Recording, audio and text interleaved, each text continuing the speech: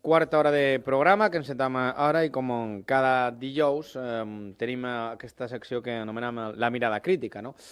I avui se passa per esta mirada crítica el periodista y buen amigo de esta casa, José Luis Miró, a quien ya saludamos. José Luis, muy buenos días.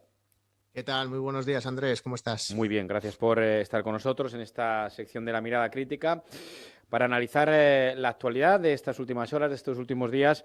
Quería proponer varias cuestiones que sin duda han sido actualidad en estos últimos días, ¿no? Si te parece, me gustaría conocer tu opinión sobre, bueno, la noticia que conocíamos ayer, ese acuerdo en la mesa del Parlamento, que digo yo que no tendría que ser noticia, ¿no? Pero desgraciadamente, bueno, pues se convierte en noticia porque en los últimos años se producía una situación anómala, ¿no?, en el Parlamento, ¿no? Y es que la mesa del Parlamento aprobó ayer pues que las comunicaciones del Parlamento también se hagan en castellano, ¿no? Una de las dos lenguas oficiales de nuestra comunidad. ¿Qué te parece esa decisión y qué te parecen algunas de las críticas, ¿no?, de las reacciones que han surgido después de esa decisión? Hemos escuchado, por ejemplo, al portavoz del PSI PSOE decir que esto era que era una vergüenza, ¿no?, y que era un ataque al catalán, ¿no? Me gustaría conocer tu valoración sobre esta cuestión. Bueno, yo estoy de acuerdo completamente con lo que has dicho. A muchas de las noticias que vemos últimamente, que leemos en los diarios, que seguimos en los digitales, que escuchamos en las televisiones, muchas veces, ya no como profesional, sino como ciudadano, te preguntas, bueno, ¿y esto por qué es noticia, no? O incluso en este caso, alguien que no estuviera al tanto de lo que ocurría en el Parlamento podría incluso preguntarse, ¿es que no se hacían las comunicaciones del Parlamento en castellano, siendo el castellano también una lengua cooficial y además en una comunidad bilingüe como esta? Pues mire usted, no. Todo se hacía en catalán hasta ahora. Bueno, es que a partir de ahora se hará en castellano. Bueno, pues parece normal, ¿no? A mí me parece que es efectivamente resolver una anomalía, pero claro, no es que no solo a lo mejor no fuera noticia, sino es cómo se plantea esa noticia o cómo lees esa noticia o lo que dicen los titulares referentes a esa noticia o a esa no noticia, que es el Parlamento PP y Vox imponen el castellano en el Parlamento. ¿Cómo que imponen el castellano? ¿Cómo que imponen? Lo que estaría impuesto en cualquier caso, y según las más elementales normas de la lógica, es en una comunidad bilingüe donde hay dos lenguas, si no se podía utilizar el castellano, lo que se estaba imponiendo era la otra lengua, que en este caso es el catalán, ¿no? Entonces eso es un poco la cuestión, como yo veo este asunto y como creo que lo vería la inmensa mayoría de la gente que no estuviera sometida a esa especie de marco mental, marco de debate, que es el que ha impuesto desde hace muchísimos años el nacionalismo en Baleares. Y yo creo que en algunos casos el radicalismo en cuanto a la lengua y en general de las tendencias, podríamos decir, soberanistas, es mayor en Baleares que incluso en Cataluña en algunas cuestiones. Y en esta es una de ellas, pero lo sorprendente es que salga alguien del Partido Socialista a decir que esto es una vergüenza, ¿no? Esto, en fin, que lo dijera alguien de MES, pues bueno, yo casi lo entendería, ¿no? Porque forma parte un poco de su naturaleza, ¿no? Pero es que el Partido Socialista se ha transformado ya en una especie como de extensión del nacionalismo, ¿no? Del nacionalismo aquí en Baleares. Bueno, pues esa es la situación que hay, Andrés. No hay mucho más que decir, ¿no? Es decir, lo que tú comentabas, bueno, esto en circunstancias normales no sería una noticia. Esto se lo dices a alguien que es de fuera de aquí, desde fuera de Baleares, ya digo, que no esté bajo ese marco mental que lo inunda todo, y te diría, bueno, ¿y cuál es el problema, no? Pues aquí estaremos, no sé, pues días enteros, incluso ahora hablando en esta tertulia de este asunto, ¿no? Que nosotros mismos, como profesionales de la información, consideramos que quizás no debería ni ser noticia, y si serlo, pues en cualquier caso, ser muy pequeñita, ¿no? Hay otra cuestión, ¿no?, que estos últimos días también se ha elevado a categoría de noticia, incluso de portada, ¿no? Y que tiene que ver precisamente con el tema de la convivencia, ¿no? Y del uso de las lenguas, ¿no? En este caso, bueno, la libertad que tiene cada uno para utilizarlas y también de entendernos y comunicarnos entre sí, ¿no? Y es el caso de esta colegiada que vino en noviembre a las islas a preparar unas oposiciones y que el otro día, bueno, pues en un partido de alevines, y quiero remarcar claramente la categoría de la que estamos hablando, alevines, chavales de 10, 11 años, bueno, pues en un momento dado el entrenador local le protestaba demasiado y lo hacía en catalán. Ella en un momento dado dice que, bueno, le pidió a ver si podía hablarle en castellano, porque lógicamente con 2 meses que lleva aquí, pues había algunas palabras, algunas expresiones que no le entendía, y que como insistía en esas protestas, el colegiado pues tuvo que mostrarle la segunda cartulina amarilla y lo expulsó, ¿no? Y claro, al día siguiente, pues cuando se conoció el caso, el titular era expulsan a un entrenador por hablar en catalán, ¿no? Después hemos conocido realmente todo lo que pasó y resulta que, bueno, pues esta pobre chica al final ha tenido que acudir a la policía para presentar denuncias por delitos de odio, por los insultos que está recibiendo, y ha tenido que cerrar incluso sus perfiles en redes sociales, ¿no?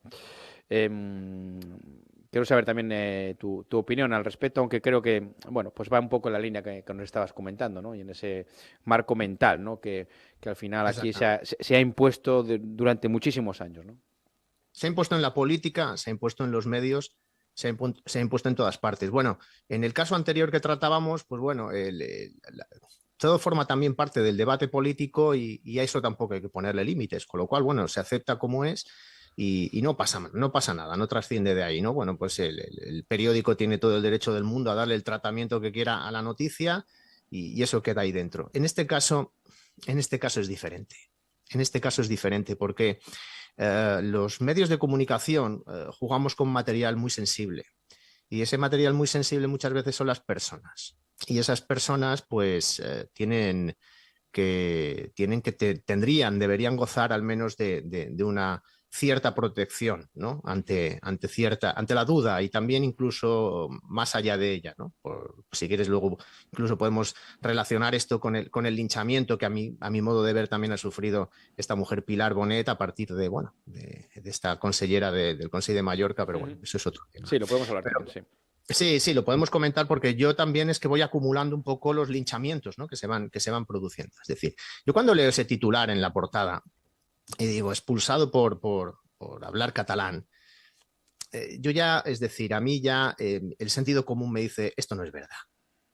Es que no puede ser nunca verdad. O sea, no llega aquí una mujer, un árbitro, y ella sola en mitad de un campo de fútbol decide expulsar a un hombre, pues en fin, porque ella quiere defender no sé, ciertas ideas, llamémosla políticas o su ideología, ¿no? Ahí ha pasado algo más, ¿no? Bueno, y lo que ha pasado, pues, que esta mujer, pues, o no le entendía, o incluso, es que yo incluso quiero ir más allá, incluso quiero decir que le dijera algo, que la propia árbitro a lo mejor se excediera. Y pongámonos en esa hipótesis, ¿no? Y que le hubiera dicho, oye, a mí háblame en castellano, y que yo no te entiendo, y tienes que hablar en castellano. Imagínate que se lo dijo en un tono imperativo y que a lo mejor un poco que pudiera haber, pues, en fin, resultado un poco violenta esa situación, ¿no? Pongámonos en ese extremo, en lo máximo.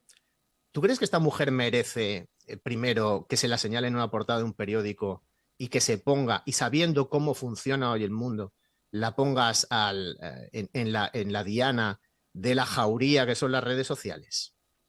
Es decir, ¿eso estaría justificado? Es porque eso es el verdadero debate. A mí lo que pasó, sí, es que tú lo has dicho, es un partido de alevines. Lo primero que tendría que hacer el entrenador en un partido de fútbol base es dar ejemplo, ¿sabes? Y procurar no discutir con el árbitro, incluso cuando no tenga razón.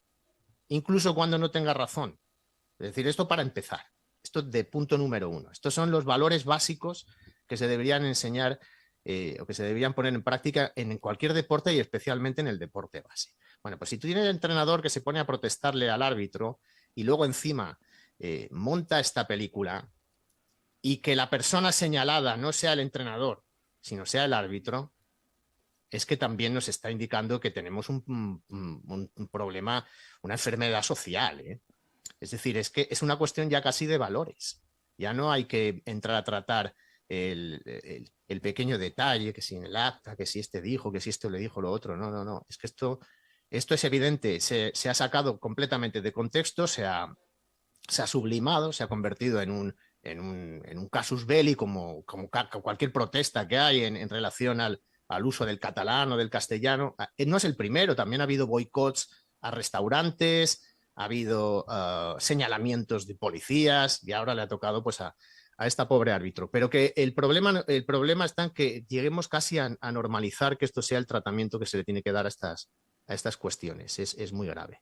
Y para ligarlo un poco a lo que ha ocurrido con Pilar. Sí, con Pilar Bonet, con las consejeras Pilar Bonet, sí, ahora iba a decir Hisenda, ¿no? iba a decir, sí, en Pilar Bonet, pues un poco lo mismo, ¿no? Es decir, a veces estábamos discutiendo hace meses si los políticos tienen que dimitir cuando se les imputa, cuando se les abre juicio oral, cuando el fiscal formula acusación o incluso cuando son condenados. Y ahora resulta que hay que lincharlos antes de que se presente la denuncia. Yo es que no quiero tampoco saber ni si es verdad, ni si no lo es. Es que es casi una cuestión de procedimental, de procedimiento. ¿Cómo podemos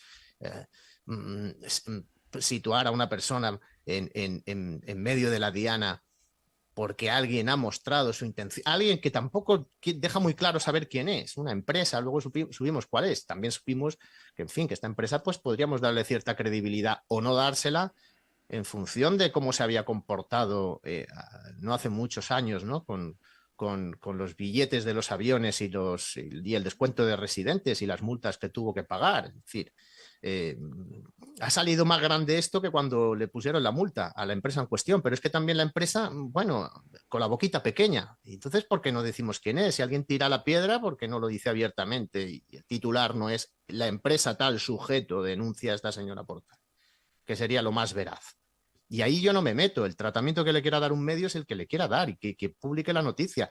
Si la noticia es veraz, pues habrá que aguantarse. Pero, francamente, la reacción de la oposición, incluso del propio presidente del Consejo, yo alucino porque me pregunto dónde está la presunción de inocencia. Si a la presunción de inocencia no se la respetamos al resto de la gente y a los políticos porque son políticos, no olvidemos que nosotros podemos estar en cualquier momento envueltos en un proceso judicial siendo inocentes.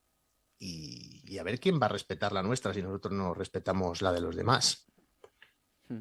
Sí, la verdad es que en este caso es sorprendente porque ni siquiera, como tú bien dices, es que no hay ni instrucción policial, ni se ha abierto ningún caso, ninguna investigación, ni sabemos tampoco, al menos no conocemos las pruebas, ¿no? Ni de qué se le acusa a esta señora, ¿no? Hay simplemente unas informaciones periodísticas y no hay nada más, ¿no? Pero lo cierto es que esta señora, pues, con independencia de si hay hechos delictivos o no, de momento ya tiene la condena social, ¿no? Sobre sus espaldas, haya hecho lo que haya hecho, si es que ha hecho algo, claro. Así es. Para mí es una cosa que es bastante anómala. Es decir, yo creo que tenemos que hacernos cargo un poco pues, de lo que te decía al principio, Andrés, del material sensible que manejamos. Y no te quiero decir con esto en fin, que yo como periodista no tenga que también repasar mi propio pasado en esto. Es decir, yo es que mi evolución es hacia cada vez ser más garantista y tener mayor protección, sobre todo cuando tratamos con personas. Es decir, el comunicado que hizo el abogado de Pilar Bonet es que era demoledor, es que era muy certero. Es que decía, pero bueno, aquí se están imputando unos delitos a una persona en virtud de una denuncia que no sabemos muy bien de dónde sale, de la que no se ha aportado mayor información. Pero esta persona lleva 4 días en el ojo del huracán. Obviamente, pues eso, y además muy lógico y muy creíble, pues eso deriva en una situación casi de acoso psicológico. Entonces, pues bueno, esta mujer se ha tenido que dar de baja, en fin, tendrá una familia, su reputación, bueno, eso ya, a ver quién la reconstruye en el caso en fin, de que el proceso judicial, como puede ocurrir y como de hecho hemos visto muy recientemente, quede en nada. Podría ser, yo no lo sé, es que no puedo saberlo porque no sé más, es que no sé muy bien de qué se le acusa. Entonces, claro, ¿cómo te vas a defender de algo que no sabes qué es? Es muy delicado esto. Y yo creo que es un tema que tenemos que hacer una reflexión todos, es decir, la sociedad y, por supuesto, en cabeza los medios de comunicación. Pues vamos a hablar de unos hechos que desgraciadamente estos sí que están comprobados, ¿no? Porque sucedieron y le costaron la vida a dos guardias civiles el pasado viernes en Barbate, ¿no? En Cádiz, ¿no? El asesinato de estos dos guardias civiles, toda esa lucha del narcotráfico, el desmantelamiento de esa, bueno, de Oconsur, ¿no? Que era ese dispositivo que parecía que estaba funcionando y que había frenado bastante el narcotráfico por parte del Ministerio de Interior, las peticiones de dimisión de Grande Marlaska, la falta de recursos en general que vienen reclamando los cuerpos y fuerzas de seguridad del Estado. ¿Qué te parece toda esta situación de la que se está hablando en los últimos días? Y como siempre, pues se habla de algo cuando ocurre alguna desgracia, ¿no? Porque mientras tanto, pues evidentemente nadie había puesto en el foco en esa situación que estaban padeciendo los cuerpos y fuerzas de seguridad del Estado que intentaban combatir, evidentemente en inferioridad de condiciones, a todas esas mafias y ese narcotráfico.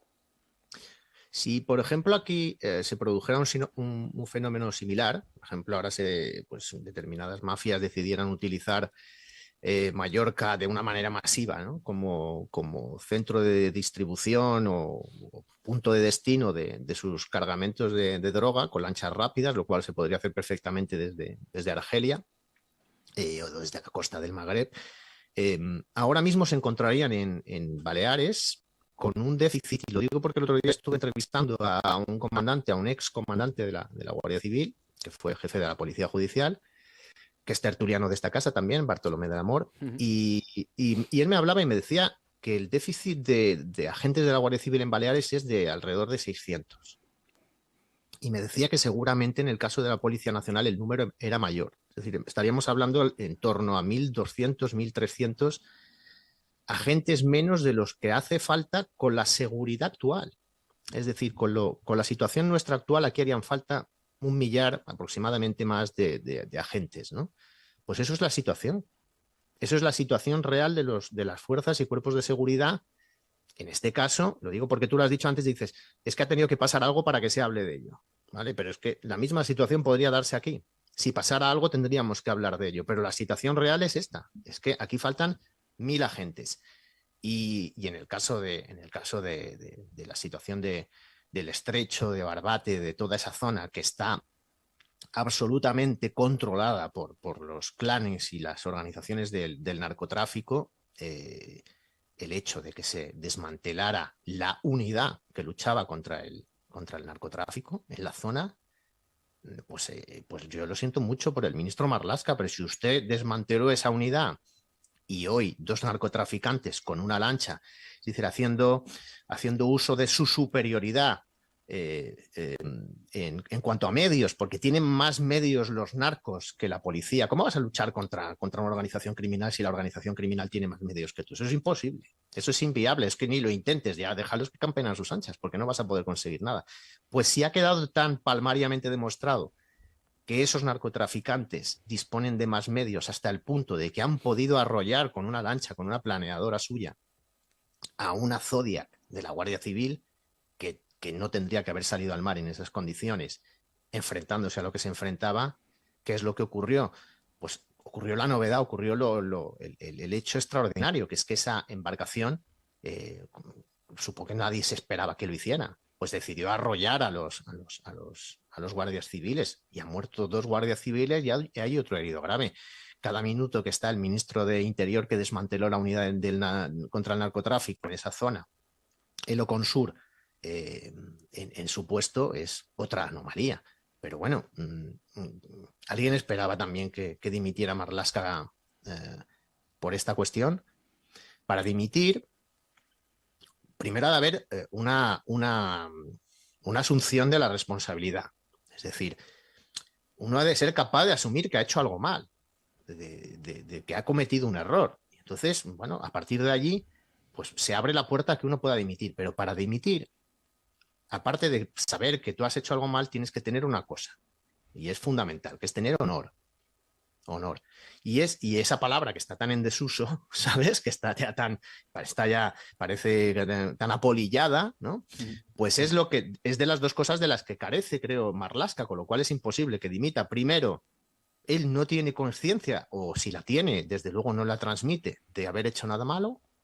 Todo lo contrario, dice que lo ha hecho fenomenal, sale el mismo día, se va ahí al entierro de los guardias civiles y al funeral y hace unas declaraciones diciendo que poco menos que bien lo están haciendo, ¿no? Y dices, es decir, es ir a decir lo contrario de lo que es para contrarrestarlo, ¿no? Eso no es tener ningún propósito de enmienda. Y por otro lado, es que no tiene honor. Entonces, si no tienes ni propósito de enmienda ni honor, no va a dimitir jamás Marlaska, desgraciadamente. Es el ministro, bueno, ha tenido un montón de motivos ya para dimitir. Debió dimitir cuando cesó a Pérez de los Cobos, que al menos debió dimitir cuando el Tribunal Supremo falló a favor de ese mando de la Guardia Civil al que él había quitado por no filtrar la información de una investigación policial. Es que allí ya debió dimitir. Si ya no dimitió con eso, no podemos esperarlo. Entonces, batirá el récord del ministro, bueno, ya lo ha batido, es el récord, el ministro de Interior que ha estado más tiempo en el cargo. Y es el que sin ningún género de dudas lo ha hecho peor. Al menos desde los tiempos del GAL. O sea, no ha habido nadie que lo haya hecho peor y ahí sigue. Y ahí seguirá hasta que caiga Sánchez, seguramente. Una última cuestión, José Luis Miró. Me gustaría conocer también tu mirada crítica sobre la cita electoral que hay en apenas dos días, esas elecciones gallegas, o 3 días, el domingo. Unas elecciones gallegas que, han estado o han pretendido estar condicionadas hasta cierto modo por parte de los partidos de la izquierda y del propio gobierno central por si Feijóo se había reunido o no con Junts y con Esquerra Republicana, si habían hablado de amnistía o no amnistía. La única realidad que sabemos a día de hoy es que el señor Sánchez evidentemente está en la Moncloa porque sí que ha prometido y sí que ha pactado esa amnistía con Junts y con Esquerra Republicana, y ayer, de hecho, Félix Bolaños dijo que pues después de pasar las elecciones gallegas tendremos amnistía, y además que sea una amnistía integral, o sea, lo que digan, Junts y Esquerra a la carta, ¿no? Bueno, también jugará un papel importante la Unión Europea, ¿eh? Sí. Yo creo que ahí tendrán que lucharlo en Europa, esta cuestión, porque la vinculación del Tsunami Democratic y en fin, en general, de Junts con la trama rusa, hasta ahora la Unión Europea, pues bueno, podía ver esto como una cuestión casi local, ¿no?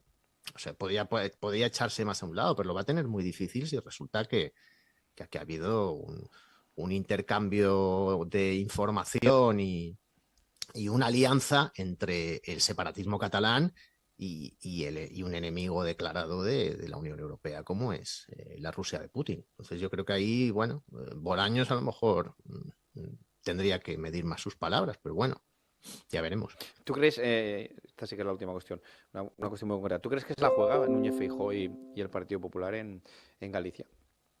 Hombre, tiene una cita sin duda muy importante, pero sin duda el Partido Popular solo tiene la posibilidad de obtener la mayoría absoluta, no tiene capacidad de aliarse con nadie y se lo juega todo. Es que el Partido Popular se lo va a jugar y se la va a jugar en todas partes, igual que se la juega en Galicia. Para el Partido Popular es un todo o nada. Sobre todo en Galicia, donde Vox tiene menos peso y donde difícilmente, por lo que parece, eso todo habrá que verlo cómo se desarrolla, ¿no?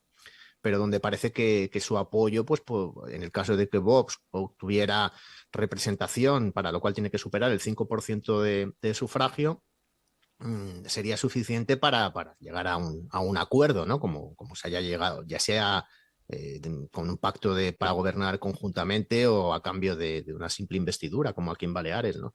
Pero el PP se la juega. Pero lo interesante de que la izquierda utilice la amnistía contra Feijóo significa que la izquierda tiene muy buen lugar al votante de la derecha. ¿Y eso qué te quiero decir con esto? Que es evidente que al votante socialista, el Partido Socialista ha entendido que a su votante les da absolutamente igual lo que haga el Partido Socialista.